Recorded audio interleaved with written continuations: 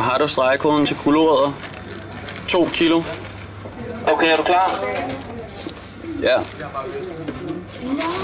Tyk, tyk, tynd, tyk, tyk, tynd, tynd, tyk, tyk, tynd, tyk, tyk, tynd, tyk, tyk, tyk, tynd, tyk, tyk, tyk, tynd, tynd, tynd, tyk, tynd, tyk, tyk, tynd, tyk, tyk, tynd, tynd, tynd, tyk, tyk, tyk, tyk, tynd, tynd, tynd, tyk, tyk, tyk, tyk, tyk, tyk, tynd, tyk, tynd. Det var den, David. Ja, det er altså æbler, det der.